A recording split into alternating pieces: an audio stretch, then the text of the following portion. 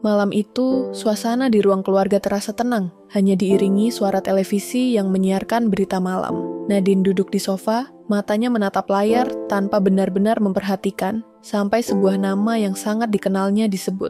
Hari ini, KPK resmi menahan Bramanto Pradana atas dugaan korupsi dan penggelapan dana proyek infrastruktur bernilai miliaran rupiah. Suara reporter terdengar jelas di seluruh ruangan. Seketika, darah Nadine berdesir.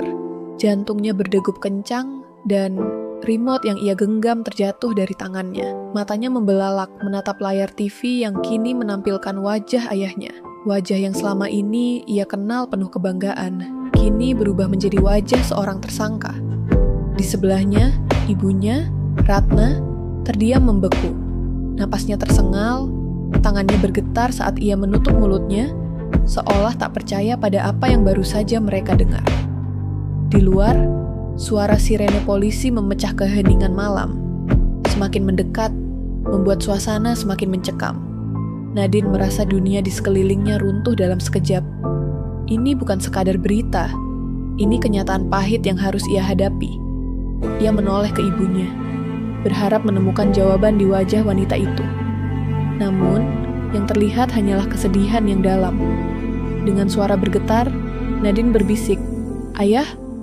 Ratna menutup matanya sejenak, menarik napas panjang, lalu dengan suara lirih namun penuh ketegaran, ia berkata, "Kita harus tetap kuat, Nadine."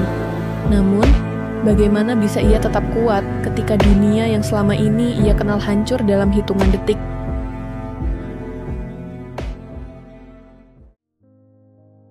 Di koridor sekolah, langkah Nadine terasa berat. Bisik-bisik tajam menusuk telinganya, disertai tatapan sinis yang penuh penghakiman. Beberapa siswa berbisik di sudut, menyebut namanya dengan nada mengejek. "Anak koruptor," seseorang berbisik, cukup pelan untuk terdengar, namun cukup keras untuk melukai. Nadine menunduk, menggigit bibirnya, menahan air mata yang hampir jatuh. Setiap langkah terasa seperti ujian yang berat, seolah-olah seluruh dunia telah berubah sejak berita tentang ayahnya tersebar. Saat rasa sesak semakin menyesakkan dadanya, sebuah tangan lembut menggenggam pergelangannya. Nadine menoleh dan menemukan Sarah, satu-satunya orang yang tetap berdiri di sisinya. Sarah tersenyum hangat, memberikan isyarat bahwa dia tidak sendirian. Dengan satu genggaman itu, Nadine merasakan seberkas harapan bahwa meskipun dunia menghakiminya, masih ada seseorang yang percaya padanya.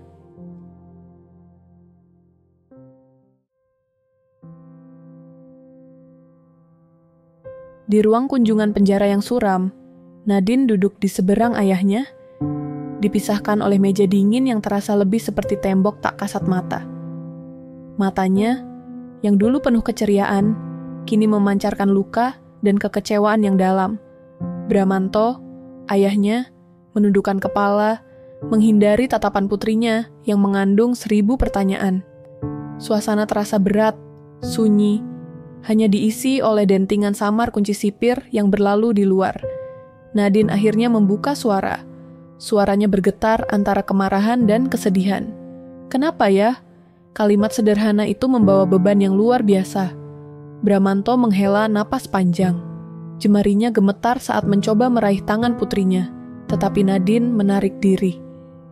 "Aku hanya ingin memberikan kehidupan yang lebih baik untuk kalian." Suaranya lirih, penuh penyesalan. Nadine menggeleng, air mata menggenang di pelupuk matanya. Hidup yang lebih baik dengan cara mencuri dari orang lain. Suaranya meninggi, memecah keheningan ruangan. Bramanto tidak menjawab. Hanya ada keheningan di antara mereka, keheningan yang lebih menyakitkan daripada ribuan kata.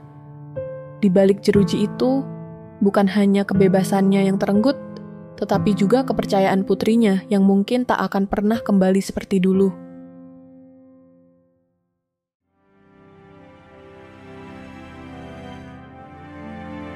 Nadine berdiri di depan kelas, menatap wajah-wajah yang selama ini membisikkan cemoohan di belakangnya. Napasnya dalam, tangannya sedikit gemetar, tetapi matanya penuh tekad. Hari ini, ia tidak akan lagi bersembunyi di balik bayang-bayang kesalahan ayahnya.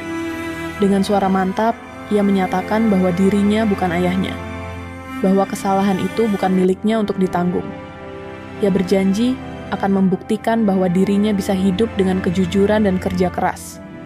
Sejenak, keheningan menyelimuti ruangan. Beberapa teman yang sebelumnya meragukannya, kini mulai mengangguk pelan. Ekspresi mereka melembut. Sarah tersenyum bangga, sementara Pak Hendra, guru mereka, menatapnya dengan penuh kebijaksanaan dan penghargaan. Di dalam hatinya, Nadine merasa lega. Ini bukan akhir dari perjalanannya, tetapi awal dari babak baru dalam hidupnya. Sebuah langkah pertama menuju kebebasan dari dosa yang bukan miliknya.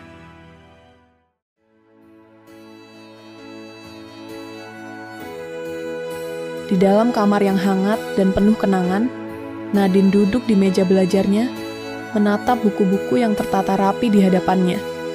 Lampu meja menerangi wajahnya yang dipenuhi tekad, sementara angin malam berbisik lembut melalui jendela yang sedikit terbuka. Bayangan masa lalu masih menghantuinya, tatapan sinis teman-teman sekolah, berita yang menghancurkan nama keluarganya, dan wajah ayahnya di balik jeruji. Namun, ia menolak untuk terjebak dalam rasa malu dan keputusasaan. Dengan jemarinya yang gemetar, ia membuka buku catatan dan menuliskan satu kalimat tegas. Aku akan menebus kesalahan ini dengan caraku sendiri. Baginya, kejujuran dan kerja keras adalah satu-satunya jalan untuk mengembalikan kehormatan keluarganya. Tidak lagi sebagai putri seorang koruptor, tetapi sebagai seseorang yang membangun nama keluarganya dengan nilai-nilai yang benar. Di luar, bintang-bintang bersinar tenang, seakan menjadi saksi atas janji yang baru saja ia buat. Yang selalu menatapku saat malam